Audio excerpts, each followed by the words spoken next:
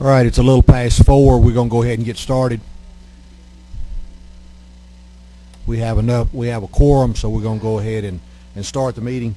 Before we get started, would bow your head for a moment of prayer. Gracious Heavenly Father, we again thank you for a beautiful day. We ask that you continue to lead, guide, and direct us in all the things that we say and do, that they will be pleasing to you, that we will go about the business of this state and make sure that the things that we do are for the benefit of the people of the state. In Jesus' name we pray. Amen. All right, committee, we've got several bills that we need to look at. We've got one that was tabled the other day. We're going to come back to it in just a minute.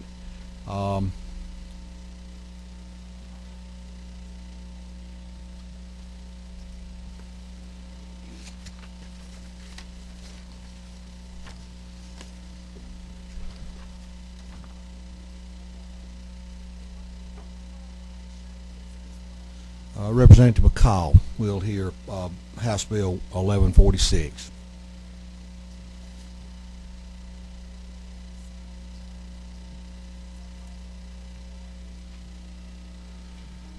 I'm glad you told me the number, because I didn't even know what the number on this thing was. I read it a dozen times, but I didn't know the number. Mr. Chairman, members of the committee, I appreciate y'all hearing this today, and if it's going to put you out a little bit, I apologize for bringing it back, but I think what we have here is a new bill that's a whole lot better than what we talked about for 3 or 4 hours the last time we met on this same subject matter. I'm not going to talk a long time, because there's some people here that have come farther than I have across the street that want to talk and make some comments on both sides, and I appreciate you hearing them. But basically what this does is take Department of Rehabilitation Services out from under Department of Labor and make them their own standalone agency. They just attach to DHS administratively. And the best example I can give you of that is how EPD is attached to DNR administratively. But they make their own decisions, they have their own budget, they have their own director, and they have the board that works for them. If you will look at the bill, most of the strike-throughs and underline you see all the way through it is basically just pulling it from Division of Rehabilitation Services from the Department of Labor and creating Georgia Vocational Rehabilitation Agency. So that's what most of the strike-throughs are. It changes the commissioner to the board, and it changes a lot of them from department to agency. And a lot of the code sections are stricken through, and the new code sections are added. If you look on page 2 down on line 60, that's where the regulations that the department will have, and it says that they must be met with the approval of the board. If you look on page 3 on line 89, excuse me, it says that the board will be made up of 9 members who have worked in the area of vocational rehabilitation or who are part of the vocational rehabilitation community, provided, however, that 5 members shall be persons with disabilities or family members of a person with disabilities. That's the board makeup. On page 4, it talks about the director. The director is appointed by the governor and serves at the pleasure of the board. So that doesn't mean just because the governor appoints somebody, they're there as long as the governor's governor. On page 5, line 165, is where it changes it to the Vocational Rehabilitation Agency. And up at the top of page 6, it's the lines talking about where it's attached to DHS for administrative purposes. On page 7, it talks about the language it takes to transfer the records and equipment. And then the rest of all that through page whatever it is, the last page, 19, is most of the strike-throughs that get it out of labor and creates a new agency. Since probably 2003 or 2002 along, and I don't know if y'all have this in front of you, it's a chart that under severe and significant disabilities, people with those that are getting job placements, and about 2002 is back when it got transferred to DOL. We went from 18th ranking among 50 states to 33rd, and we are currently at 49. The Federal Department of Education really puts emphasis on the significant disabilities job placement. I think the department is doing pretty good with minor disabilities, around 24%, but the severe disabilities is what the federal government looks toward sometimes when it's doling out money. There was some question about required public meetings. The federal government said, the Department of Education said, as long as those meetings are held 30 days prior to implementation. It would have been a little far thinking to have all those public meetings and the expense of it without knowing whether we're going to have the ability in law to do this. There's also been a lot of group conference calls. I think Debbie Butler and Carl Von Epps had a listening session or a town hall meeting down at Warm Springs about Roosevelt.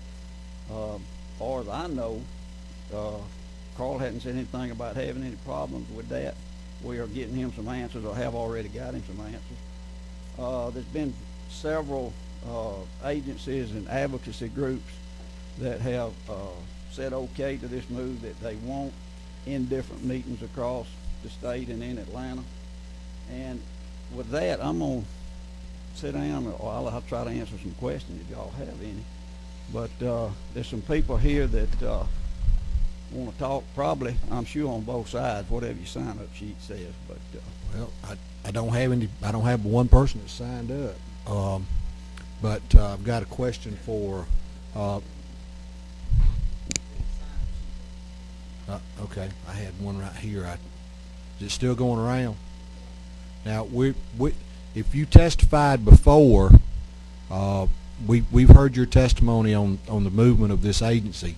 So we're going to, if you have testified before, then we're going to skip over you. If you've got something new to enlighten this committee with, we'll be glad to hear you.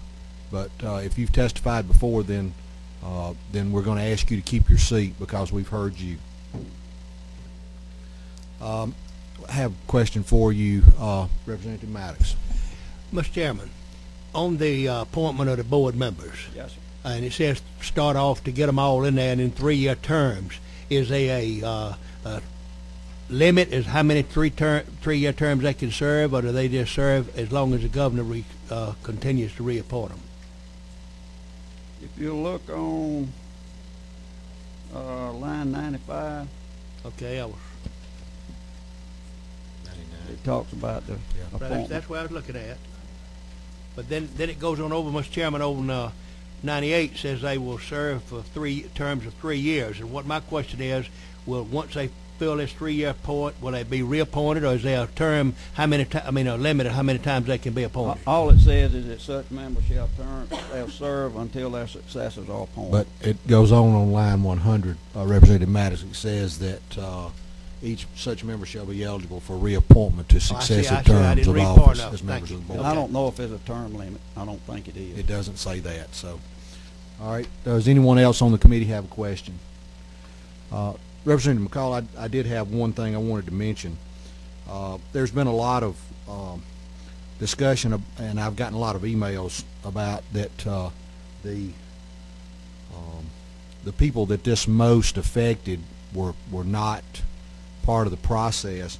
But I want to call their attention, and the committee as well, that lines 88 through 92, the board shall consist of 9 members who work or have worked in the area of vocational rehabilitation, or who are part of vocational rehabilitation community. It also goes to say that 5 members shall be persons with disabilities or family members of persons with disabilities. So that is something that I wanted to point out, that all emails and phone calls, I feel like that their comments have been heard on that. And I also don't know what y'all have in your package, but this is a list of everybody that has been involved with discussions with. If you would, we could have that up here.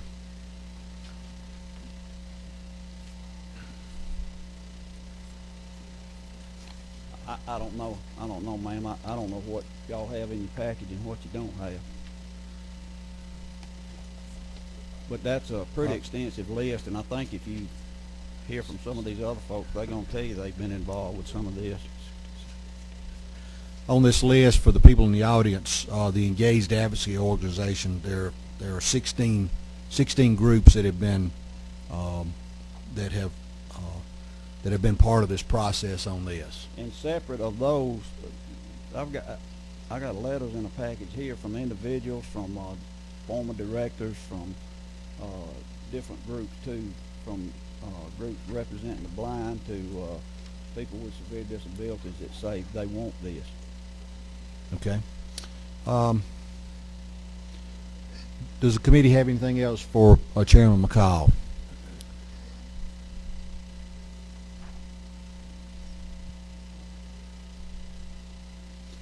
No other question? All right, thank you. Mr. Chairman, in the end, Oh, I'm this sorry. is Excuse me, we did have one other question. okay. Representative Rogers. Mr. Chairman, just as a point of clarification, in your opinion, and having worked with both of these bills, is this bill a much better bill, a much more representative bill? That's what I was fixing to say. In the end, this is a whole lot better bill than the one we dealt with the other day. And it's putting vocational rehab in its own agency. There's not going to be anybody to I don't want to say blame, but to say we didn't spend the money right. There'd be no commingling of federal funds, which is totally illegal anyway. Not saying that it's been done. I'm just saying it won't be any way that it can be done. It being a standalone agency, the money that hadn't gone out the door, there's $27 million in 2010, and there's $644,000 of state funds that we appropriated that has not been spent to draw down federal money. If that money is not spent, then nobody can blame anybody except themselves for not getting it done. And you know, it's the standalone agency end with an executive director and a board that does nothing but this. I think is a better way to do it. But would it be a fair statement to say that, in your opinion, this bill addresses some of the concerns that were brought out last time? I think it addresses a lot of them. Thank you, sir. And previous ones. Thank y'all. Okay. Before we start calling on the people that have signed up to speak, I'm going to allow Commissioner Butler to come up and speak if he wants to.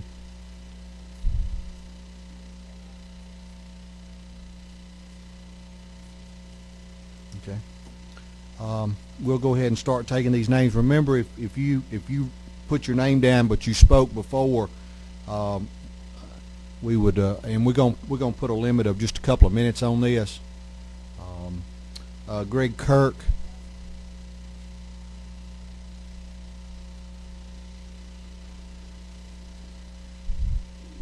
We're going to take just a couple of minutes, Mr. Kirk. Yes, sir. Thank you, Mr. Chairman. I'll put aside the 45-minute PowerPoint I had. So, Okay. My name is Greg Kirk. I'm a blended father of a 17-year-old son with autism, and I'm the director of an advocacy organization called Better Angels Ministries. And I'm also the president of the Licensed Professional Counselors Association. But in another life, I ran an agency that provided case management for people with developmental disabilities. We served 3,200 people across the state. And during that time, we would have people on the waiting list. And that's where we got involved with vocational rehab, because oftentimes if services weren't available for people with developmental disabilities with the Department of Behavioral Health, then we would refer them to vocational rehab while they were on the waiting list. And so that's my background with vocational rehab. I think this is a good move. I think the way that the board will be made up of people who have dealings with vocational rehab and people or family members themselves who have loved ones who have that, I think this is good as a standalone agency. Having dealt with many bureaucracies in the state, anytime you can take an agency and make it a standalone agency where it's more transparent and more accountability, I think that's a wonderful thing. So as a father, as an advocate, and as the president of the Licensed Professional Counselors Association of Georgia, I support this move. All right. Thank you. Tom Wilson.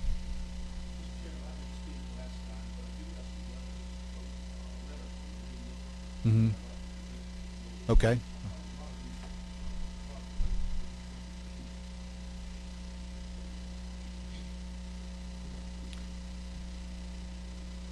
Okay, while we're doing that, we'll go ahead and call on someone else. Annette Bowling.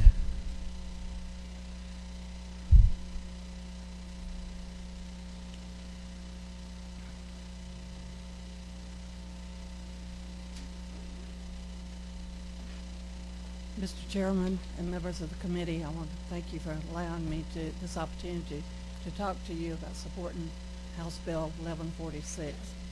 I'm is the executive director of Albany ARC, which is Albany Advocacy Resource Center in Albany, Georgia. I have actually been a statewide advocate for many, many years. In fact, this is my 35th year working on behalf of people with disabilities across the state. And back in early 80s, when Governor Deal was a senator and was President Pro Tem of the Senate, he had a history then of supporting people with disabilities. With his support, there was funding coming through for people for community services instead of people having to reside in institutions in the state of Georgia.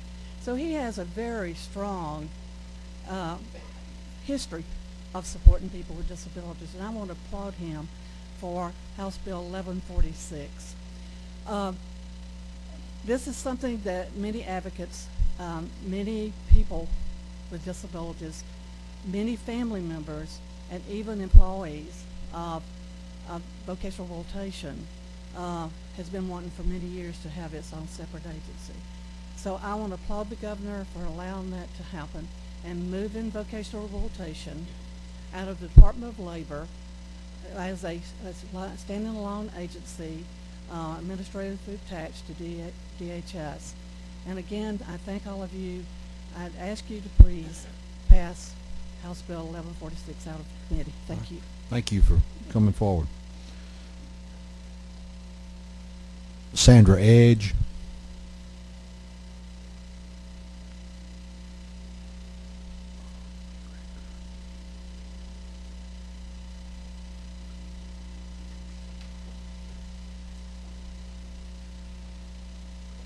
Good afternoon. Mr. Chairman and committee members, thank you for the opportunity to testify on behalf of House Bill 1146, moving VR out of the Department of Labor to become a standalone agency administratively attached to the Department of Human Services. I'm the Deputy Director of Albany ARC, which is an agency that serves over 1,100 people in southwest Georgia with a variety of disabilities. I'm also the parent of 4 children, set of triplets, and one of them, they're 29 years old now. One of them has a significant disability. She has spina bifida and hydrocephalus, so she has learning problems and uses a wheelchair. Her name is Carol, and she is now a full-time employee with benefits. She's a tax-paying citizen. She pays all her bills. She can drive a car. She supports herself, and through work she's become a very invested member of our community. Because of work and because of the community of work, it has led her to become a member of the zoo volunteer board and many, many other opportunities in Albany, Georgia. Work has led her to these things. Without work, she would be totally dependent on SSI and at home waiting for something to happen. The road to work was difficult. She got there later than my other children, but it has made such a tremendous impact on her life. So she's blossoming. She is really blossoming because of work. I'm pleased that VR will be a standalone agency and have a board made up of over 50% of people with disabilities or their family members. I feel like this will allow VR to grow and blossom and have a success story just like Carol's. Thank you. Thank you for coming forward today.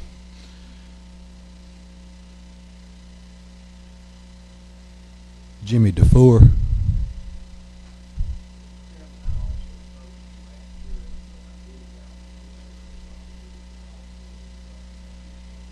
Okay. Okay.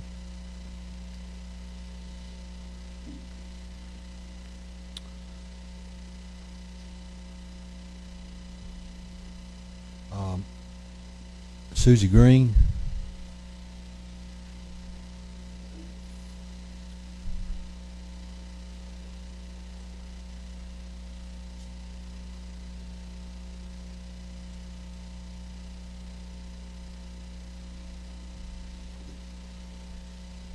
Chairman and members of the committee. I'm Subi Green, and you can congratulate me because this year I have been married for 40 years.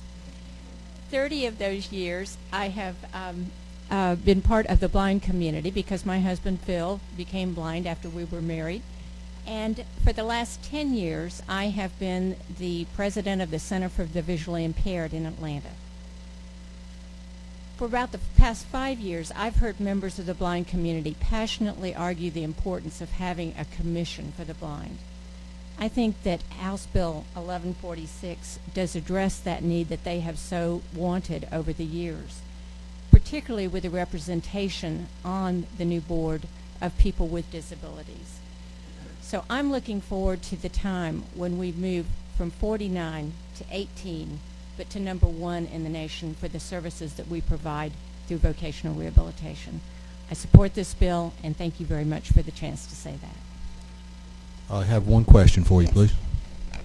Over in Bainbridge, the factory for the blind, Yes. is that going to be under your supervision? Is it going to be straight in this new division? How's it going to work? My understanding of the bill, and I've only just read it since noon today, and someone who has been part of that could probably answer it better, but my understanding is that all those services, including the blind vendor program and the Georgia Industries for the Blind, will all be a part of this new agency. And they'll still keep the, hopefully, Jim Hughes and so forth? And We hope they're going to be doing well. Any other questions? Thank you very much. Christy Turner.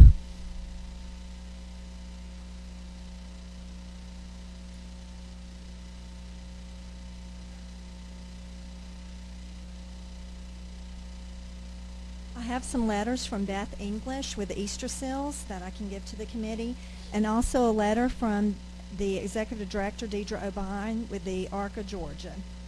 And I'll give those to the committee. Dear Mr. Chairman and members of the committee, I would like to applaud the governor's support of the House Bill 1146. My name is Christy Turner.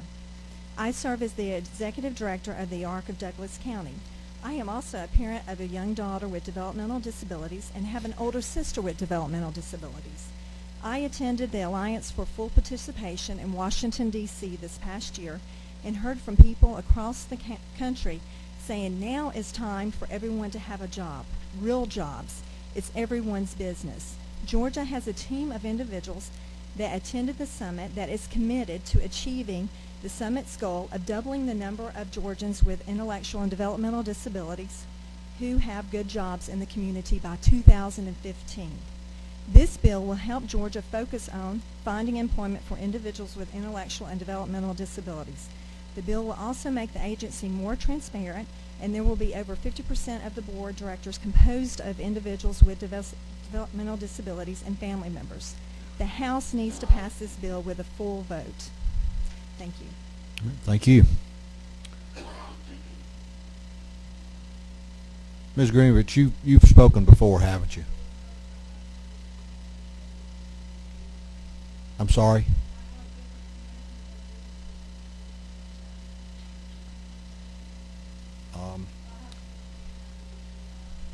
I'm sorry, I didn't hear you.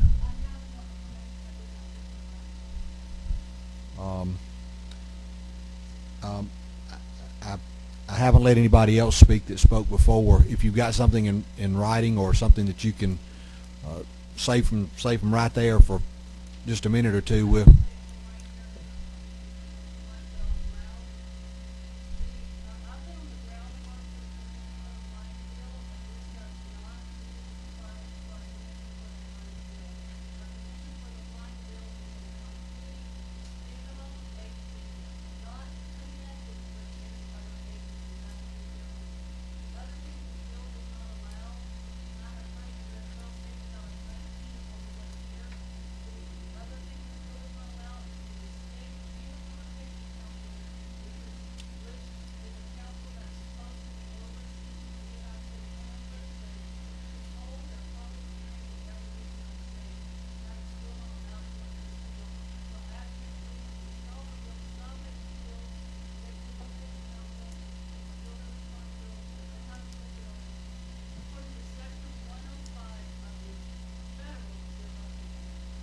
All right, thank you.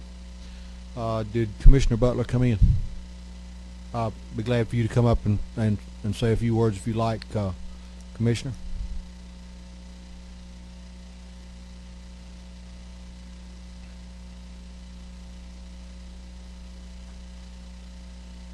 I'll try to keep this brief and try to keep it as PC as humanly possible. But I'm not going to hold my disappointment in the quickness of how this hearing was planned and put out. There's a lot of people that would have liked to have come here today that were not allowed to. You know, and that's an issue. I believe people ought to be able to speak their mind. It's quite obvious how this was kind of. I mean, even when you look at that on the internet, there's no description that goes along with the House bill number. It's just a small House bill number. Nobody knows what it is, and this is a new bill. It's not the same. And I think people should have been allowed to speak on this new bill. But outside of that, the only thing I would caution against, we still have not broached the subject of the cost of this move, and I believe that it should be something that you guys should take up to consider. A physical note on this bill would be appropriate. I'd ask the chair if you would request that, because the costs need to be known. The money's got to come somewhere to make the move, and it will have to come out of the vocational rehabilitation budget. And so it would probably be a good thing to know what that's going to cost so the proper plan can be put in place. Outside of that, I want to cover two things that came up in the last meeting that I'd like to refute. First of all, there was a question put to me about some funds that we said that we did not match, funds that were returned to the state coffers. Well, a little surprised by the question. Didn't have the information in front of us. We have got that information now. The $250,000 that was returned to the state agency was money that could not be matched. It was money for state contracts that the contractors that were awarded those contracts, and there's many of them like that, got to the end of the fiscal year, they had to return those monies to us. They did not qualify for a match, could not be matched. So as it has been reported in the press that we lost out on $1 million because of that, that's just simply not true. One of the previous people that testified also made a statement about my management, the way I managed the agency. I think it was said that I had a militaristic style and I did not allow local decisions on hiring, and that is also blatantly true. Under my leadership, we have given vocational rehabilitation more freedom than they've ever had in their existence. The way I do things over there is we hire the right people and we let them make their own decisions, and I trust them to make the right decisions. They've had more freedom, more transparency than at any time in the existence of vocational rehabilitation. All hiring is done on the local level, on the regional level, just like it is over on the other side. So none of that is true either. And the only reason why I'm speaking today is to defend those 2 points. We did not lose any federal match money, and we don't run the place like a military. We let our folks think on their own, do the right work, and I'd like to continue to do that work because we've been very successful at it. Increased placements all throughout the recession, and ever since it's been at DOL, it's got a 24% increase in placements. It's a successful program, and I fear that we're about to take a huge step backwards. I feel like we already kind of have by kind of stifling the people's voice right now. But I mean, I know that the bill is going to pass out today. It'll go to the floor, but I'd really like to see a situation where people have a little bit longer voice. 3 minutes is not long enough to talk about how you feel about a bill, and not allowing people to come back and have new thoughts about a different bill, I disagree with respectfully on that point. But that's all I have to say. So you're saying that the newspaper made an error? Actually, it was a quote. Oh, okay. Well, I can't believe that the newspaper would make an error like that. I appreciate you coming in. We will certainly take your testimony into account. And does anyone have a question of the commissioner? Sure. Mr. Chairman, I am really concerned over the district that I represent on this Factory for the Blind. That's been going for years and years and years down there. After you took over, did you have to come in and make any changes? Is it sort of went on its own? What were you able to help or decrease as far as Coach Hughes's management of Factory for the Blind in Bainbridge? Well, last year we've been reviewing all management, all parts of the agency. That we reviewed the management. We did have some questions about some of the hiring. We've asked them to take a look at possibly, or not possibly, but in the future, have more training, more assistance to help people not just work in like the lower end jobs, but also in management. We think that's a proper way to go. If we're going to be promoting equal access and jobs for everyone, it has to exist in our house too. So, going forward, we were looking to make a lot of changes throughout the agency. It's all about good access, equal access. Okay, thank you, Commissioner. Thank you. That's all the questions. Chairman McCall, you want to come up and sum up what?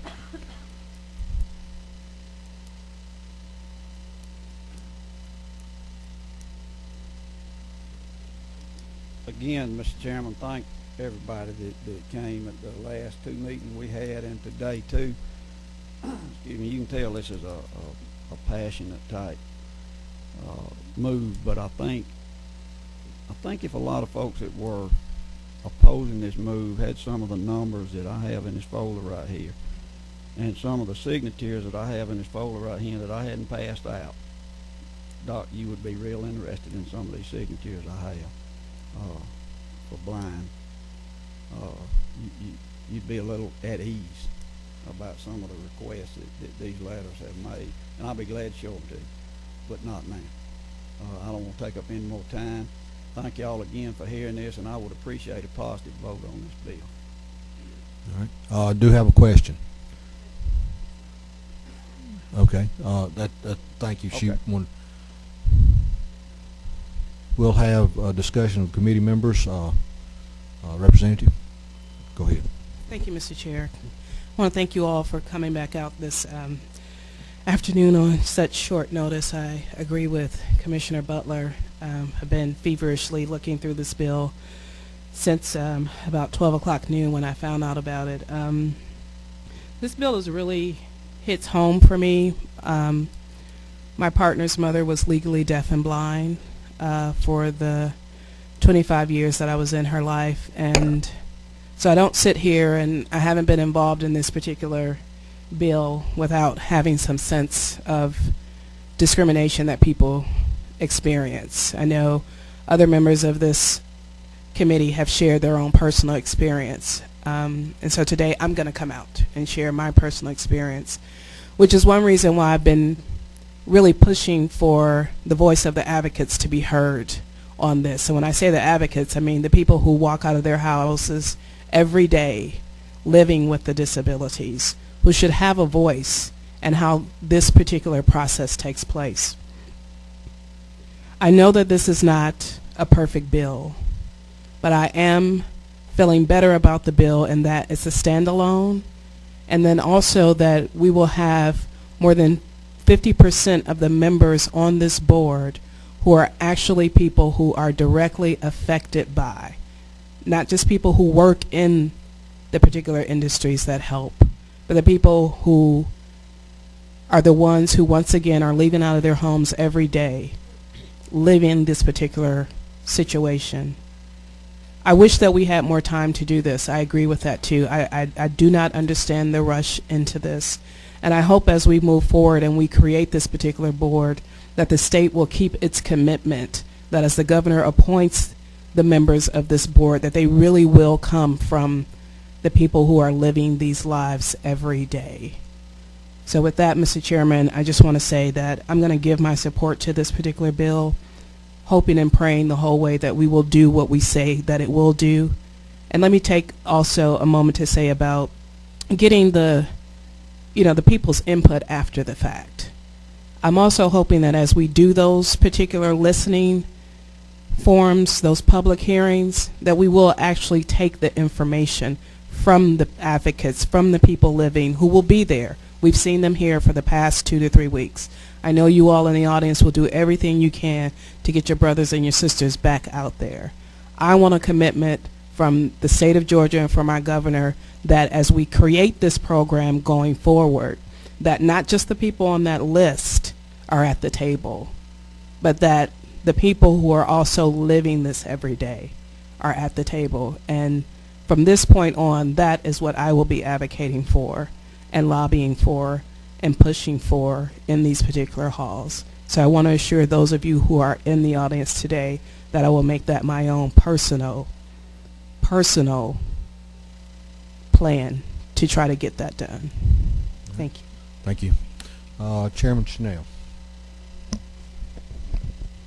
Thank you, Mr. Chairman. I want to begin by frankly thanking the governor for this new bill. It is a vast improvement over what we had before, in my judgment. And time again, this governor, when he starts down a road and somebody points out a better way to go, he doesn't have a better problem in pivoting and going down that better road, and that's what's happened today. I think the people's voice that are in this room and the ones that's not in this room has been heard.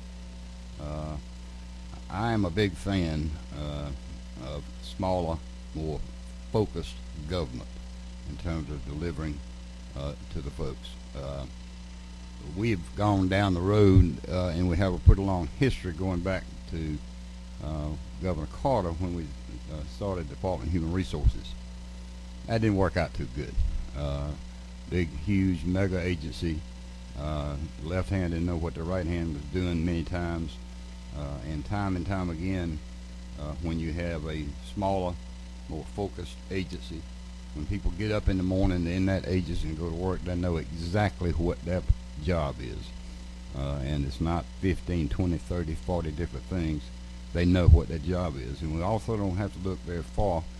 The Department of Public Health is now a standalone agency. And in terms of the cost has been mentioned. Last year when we did that, we simply took the exact amount of money that was allocated for it when it wasn't a standalone and made it a standalone with the same dollars. We can do the same thing here.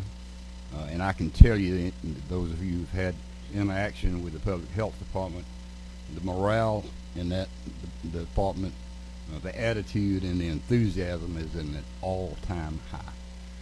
And it is my view that a similar thing will happen here. And Mr. Chairman, I intend to enthusiastically vote yes for this bill.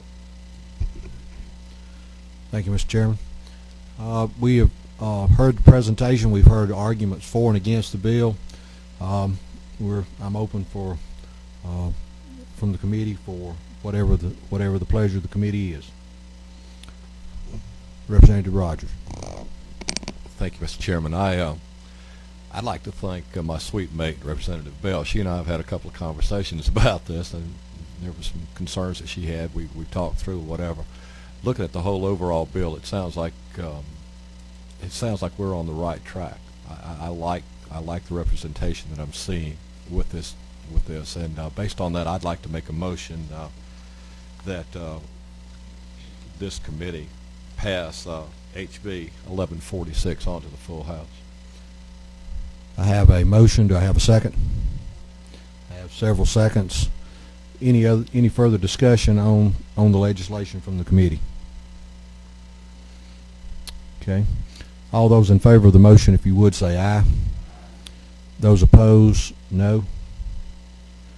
Motion passes. It will go to the Rules Committee. Chairman McCall, you know what happens from there on.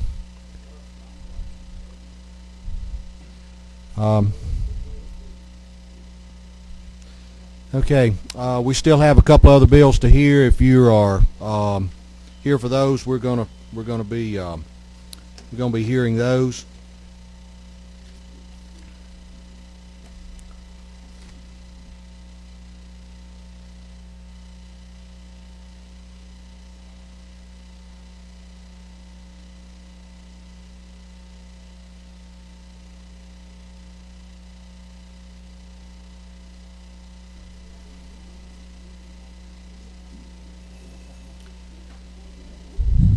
Okay, we're going to go ahead and move forward. We're on a kind of a time constraint here. We've got important people that need to be in important places. So we're going to look at House Bill 857.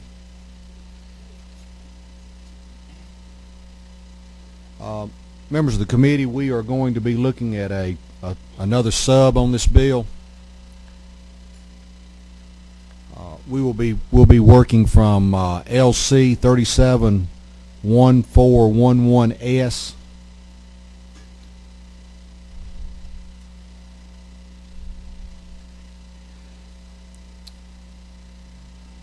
Do I have just one person that signed up to speak on this, Mr. Green? Okay. We'll get to you in just a second. I want to make the committee aware that there is some verbiage change in the bill, and that we need to look at this.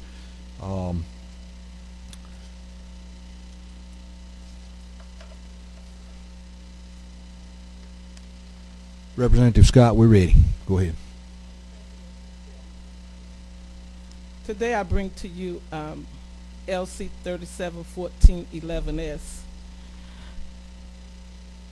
This act shall be known and cited as the Jasmine Green Act. This is a bill that I have developed, and it states that beginning January of 2013, a daycare center, a summer program transporting children under 6 years of age should have a child safety alarm installed in any vehicle owned or operated by the daycare center or summer program that is used to transport children to or from the daycare center or summer program. And the reason that I brought this bill before is last year in Clayton County, little Jasmine Green was left on a daycare van and she died. And I'm bringing this bill forth because I know that you do not want to see that happen again in the state of Georgia. So I'm asking that you support LC 371411S. And also you asked for some information last week, and Bright Start have provided you with the information highlighting the number of kids that have been left on daycare vans. And if you think all of you should have a sheet where you can look at it and see. And they talk about what will happen if the vehicle is not equipped with an alarm, and what will happen if the vehicle is equipped with an alarm.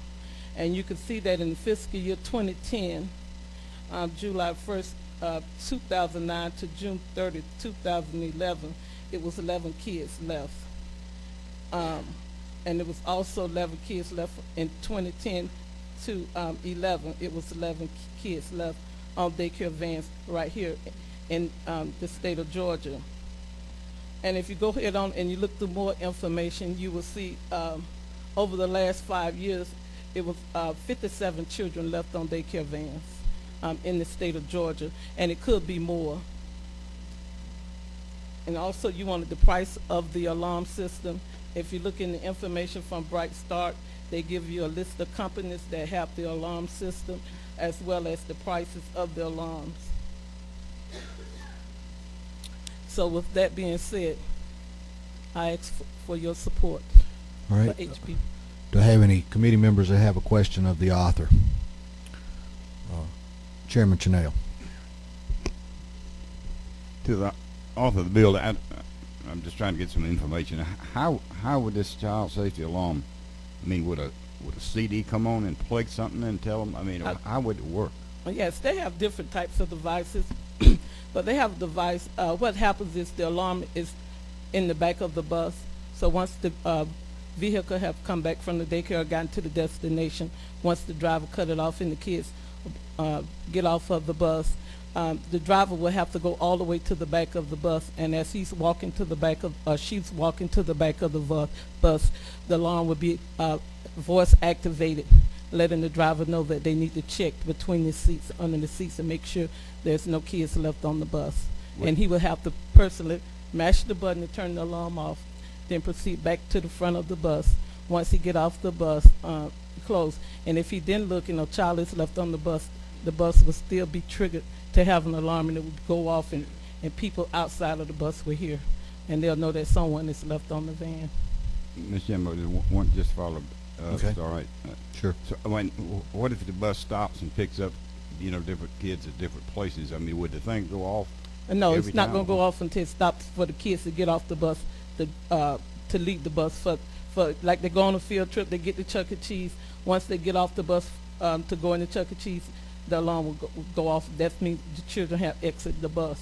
Then when they come back to the daycare center, it will also go off once they have the children are exiting the bus to go back into the daycare center. Thank you. Representative Maddox. Representative Scott, I want to do everything I possibly can to help save a child's life, as you know, and I certainly don't want to not do something that would certainly help. Now, isn't it already that a bus driver's supposed to go and look? Are they supposed to look regardless? Yes, they are supposed to look, but we know that we can always be distracted from one reason or another.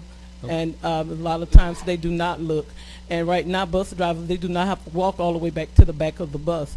Once Okay. the last child is off and the teacher's off the bus, they could just close the bus down and get off the bus and go on about Okay.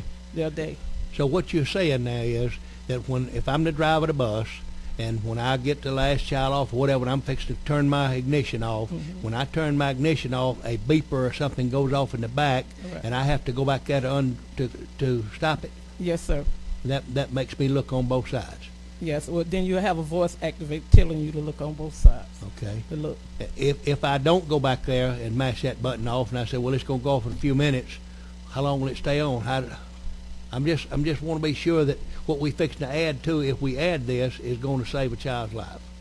Well, if you do not go back to the back and turn it off, it will start. You know how your alarm at your house go off, making a loud noise, so that you will know. Okay, the bus driver did not go back and turn the alarm off, because the bus will actually start alarming and making a loud noise like someone is inside of it. So you will have to. That's the only way that go off. You have to go back and deactivate the button. Representative Scott, I did have a question. It's on some of this stuff that Bright Start gave out, and where they've added on the current licensing rule the additional requirements for checking the transportation of children by centers using vehicles with and without child alarm devices.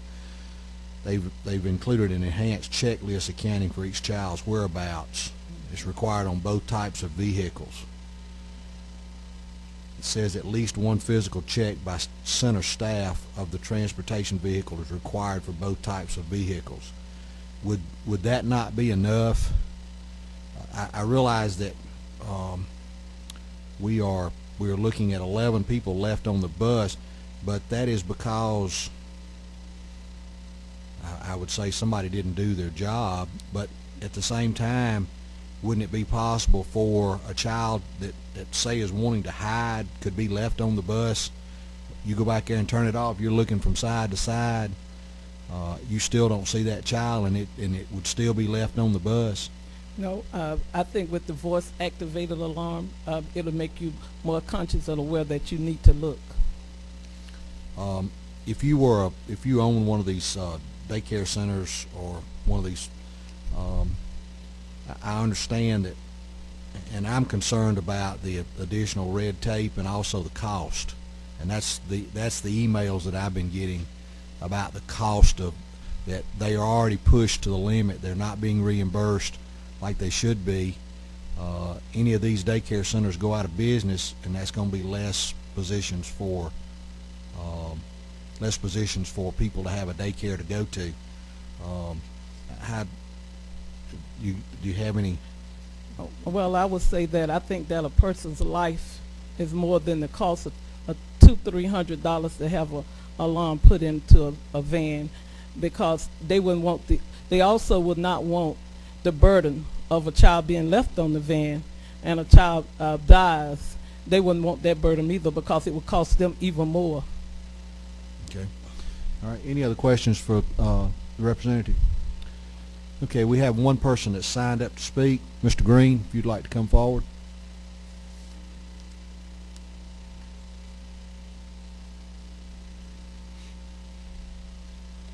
Good evening.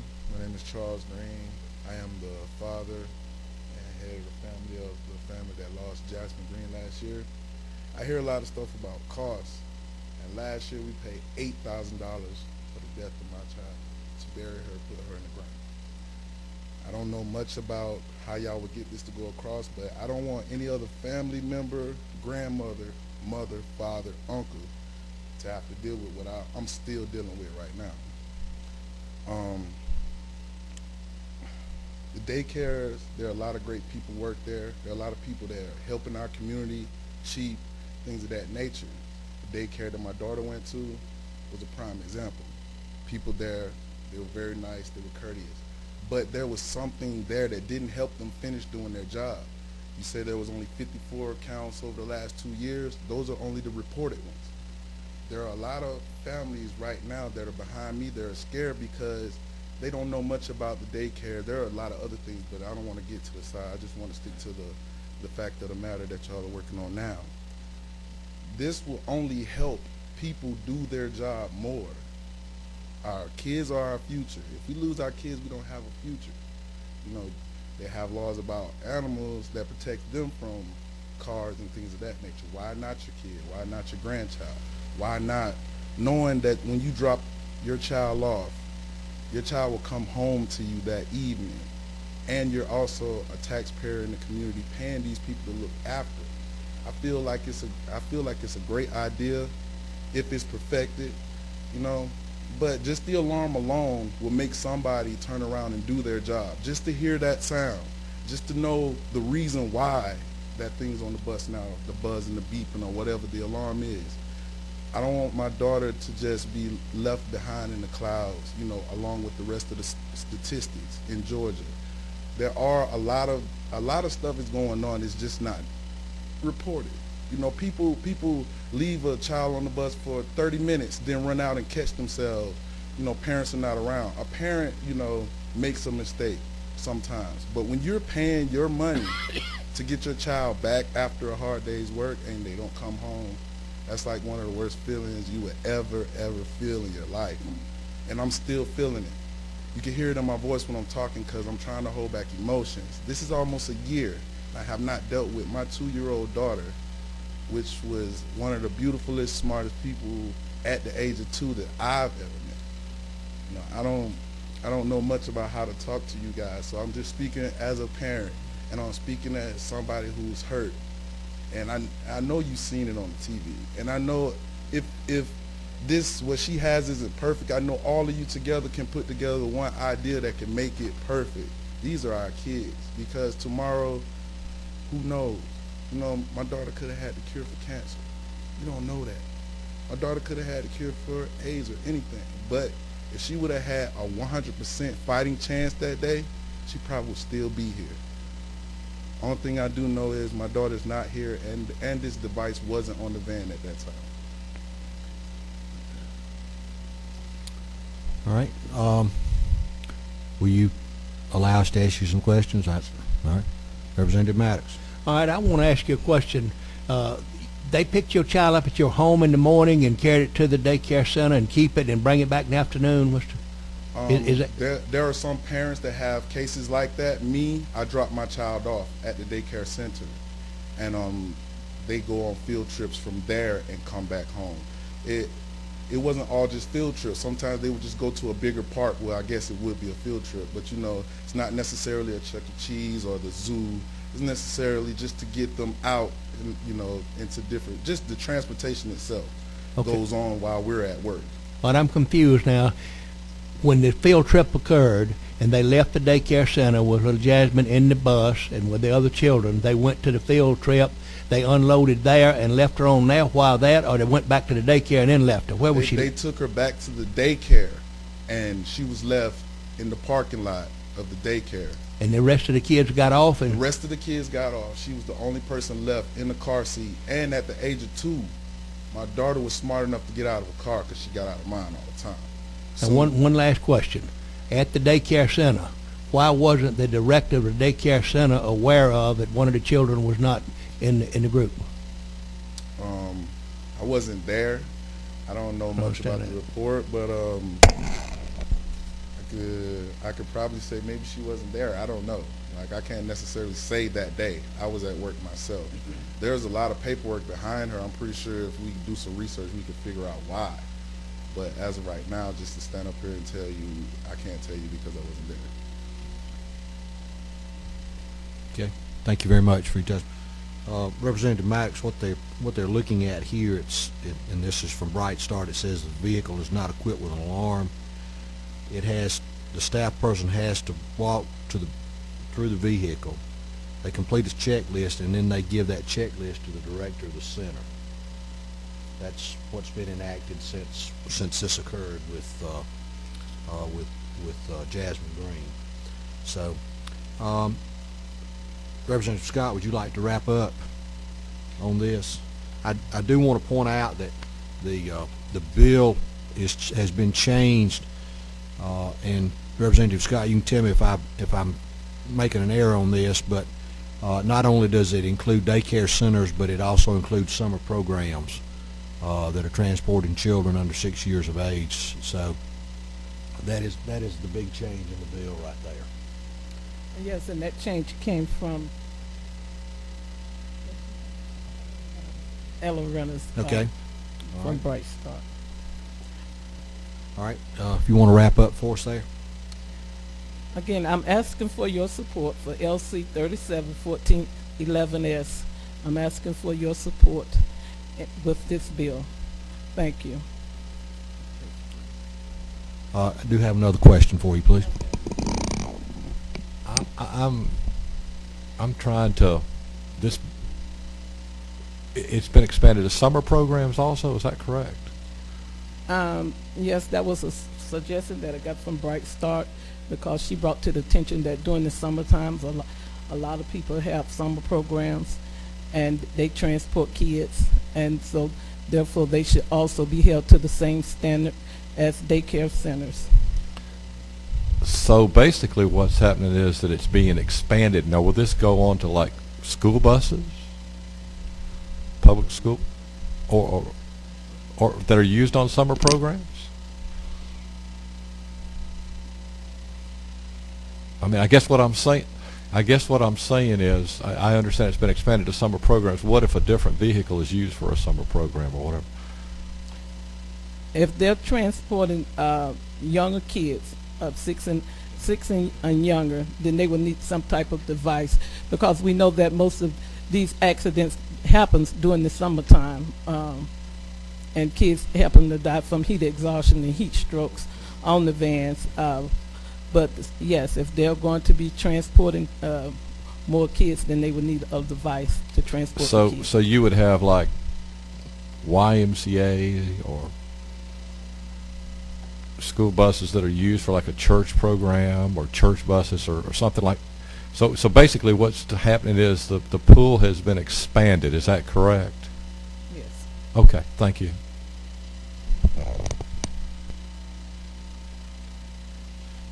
Representative Rogers, that was one of the concerns about the daycare centers, was that the people in the summertime were not included in this, and that was the reason for the change on that. Any other questions of the representative? All right, Representative Scott, thank you very much for coming forward. Okay, we have heard testimony from the representative, from Mr. Green. I'm going to open it up for any comments from the committee. Do I have anyone that wants to comment on the bill?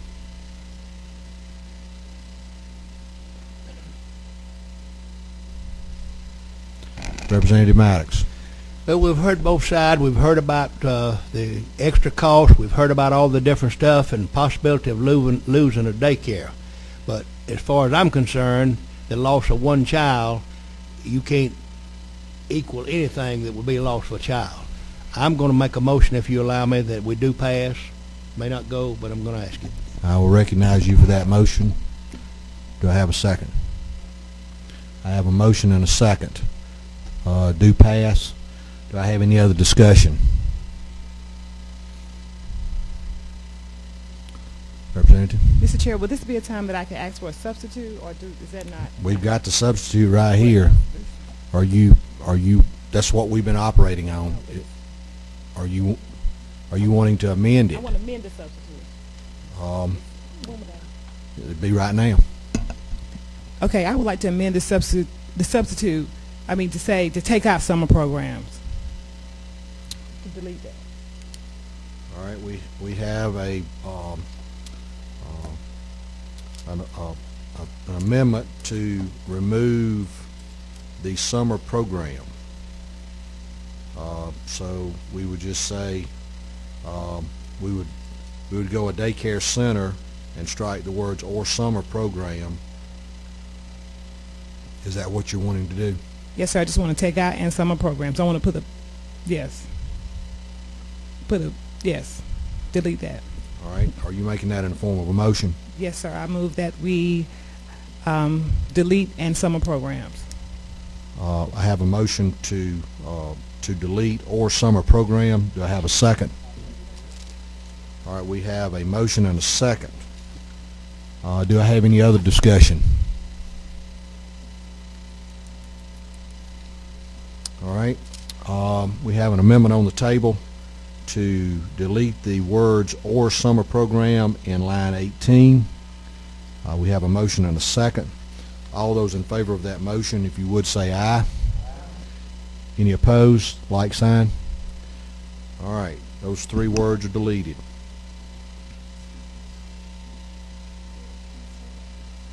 Okay. All right. Oh, I see that now. 20, and so let's go back and say we'll delete the word "summer program" from the bill.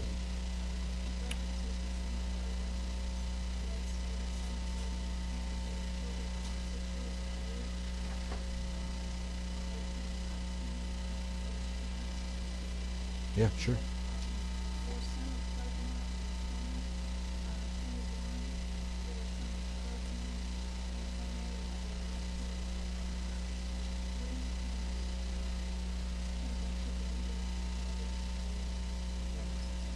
Okay.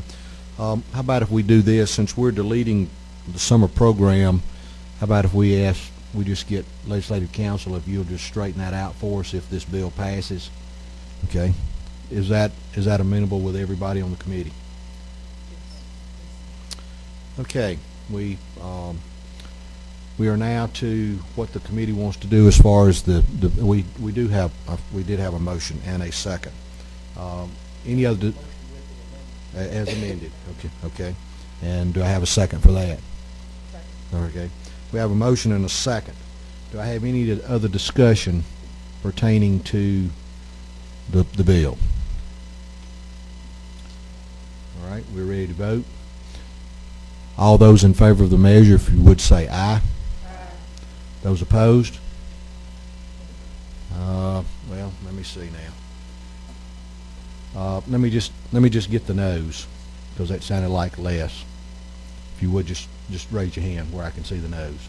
1, 2, 3. That means we've got 1, 2, 3, 4, 5 that voted for it. The measure passes. It will go to the Rules Committee. Representative Scott, you will need to go ask for that from the Rules Committee. Okay, we have one more bill to hear. Representative Welch.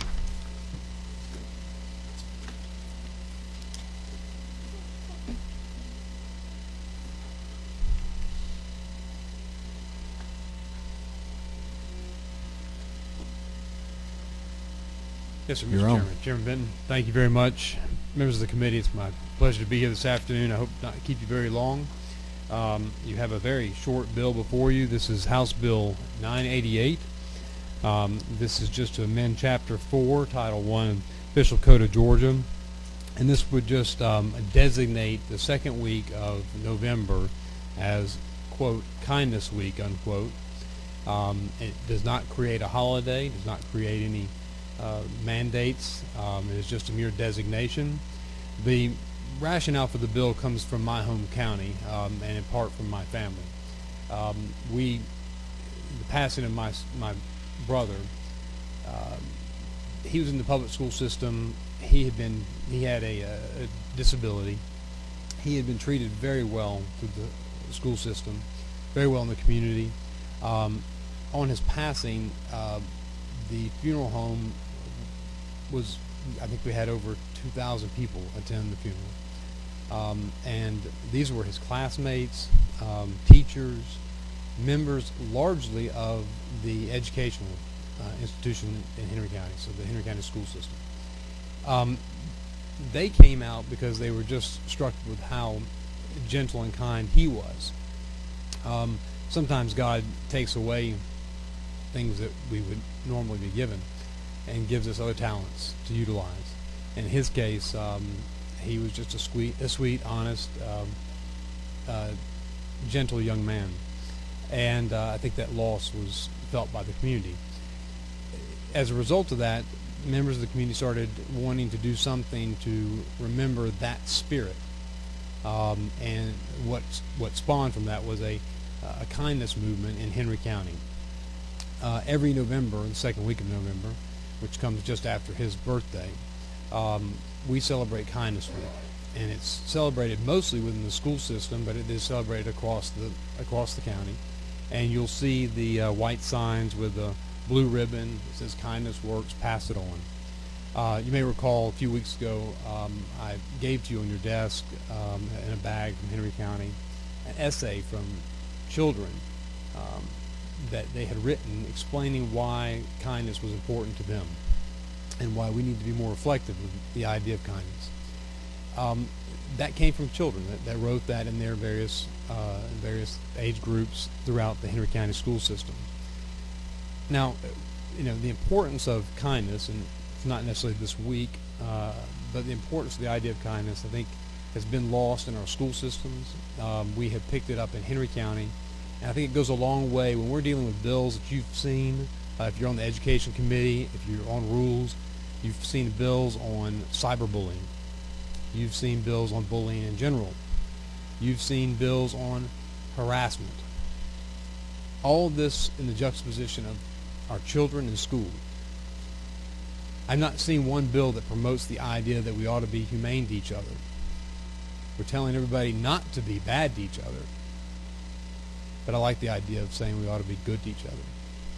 And that's where this comes from. So it's just a designation. If you have questions, I'd be happy to take it, but I ask for your favorable consideration and a vote of approval for House Bill 988. All right, you do have a question, Representative Hextall?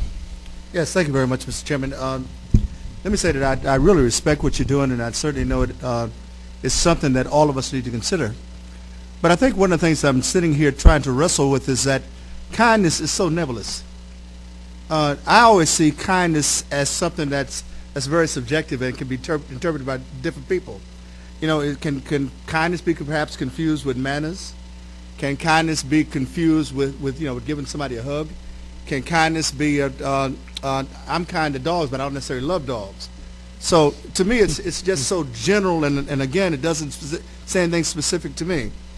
I think that what I see where you're going is kindness is perhaps one of the links in the all-encompassing topic of love.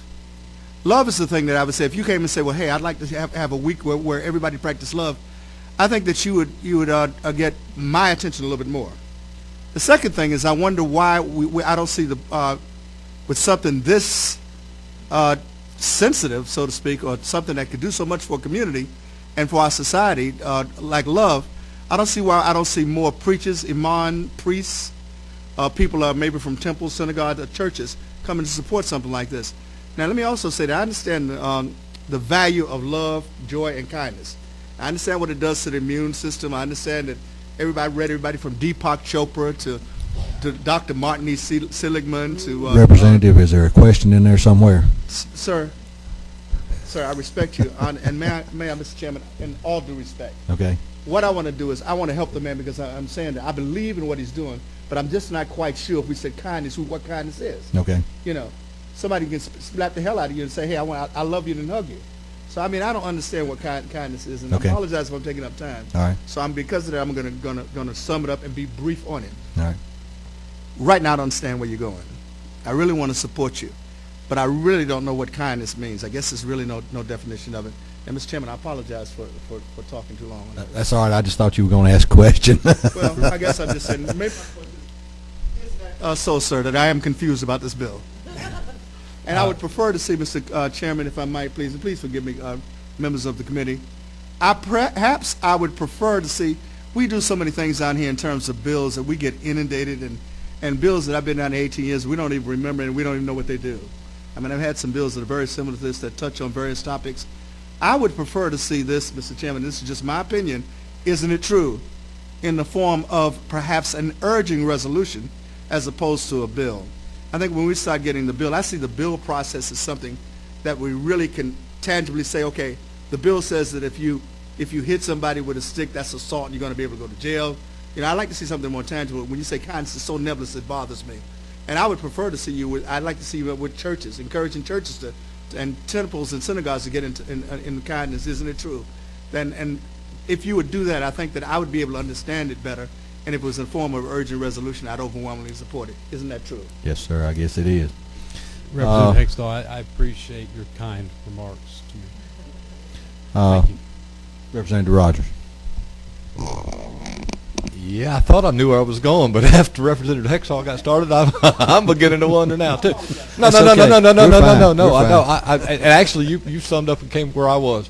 You know, Representative Welch, would you consider making this a resolution instead of a bill? Would it have the same effect?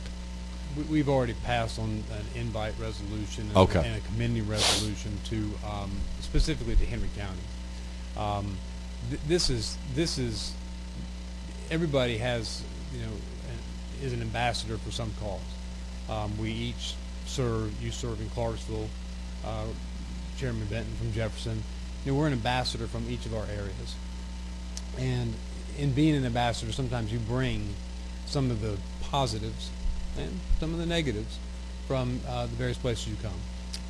And I look at this as being me bringing, as an ambassador, an idea, concept from our county to share with the state of Georgia, and want to push that a little further in making it a designation. Now, as to the days, we designate days and weeks, well, I should say we designate days throughout the calendar for all kinds of events. And they're one-liners in the code. They're a one-liner day. There's no statement as to why, and there's no statement as to purpose. There's just a one-liner in the code that says this day is such and such day, President's Day or Washington's birthday. And those things in the language in of itself, it connotes something to the reader. In complete candor, Representative Welch and I had this conversation as we were leaving the floor today, and I kind of walked out of there with thinking, well, this is sort of unnecessary legislation. But, you know, sometimes maybe unnecessary legislation could be decent legislation. And after hearing your thing and seeing the possibility of it being used as a tool for the bullying aspect and everything, the other thing is I think that in relation to Representative Hexall's concerns, we can probably leave it up to everyone to define their own version of kindness. And you know, I'm actually going to support the bill now, Andy. Thank you, Mr. Rogers. I appreciate it. Mr. Chairman, I think I've taken enough time, Chairman. Okay. All right. Any other questions of the author of the bill? All right. Do we have anyone that wanted to speak on that from the audience? Seeing none, what is the pleasure of the committee?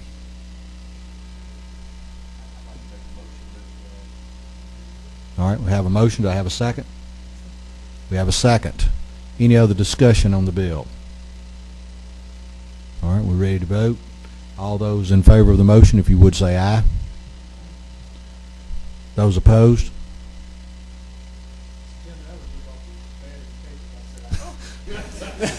Well, the paper's always making mistakes, so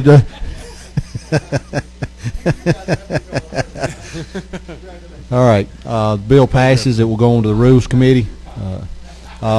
Seeing no further business, the meeting is adjourned.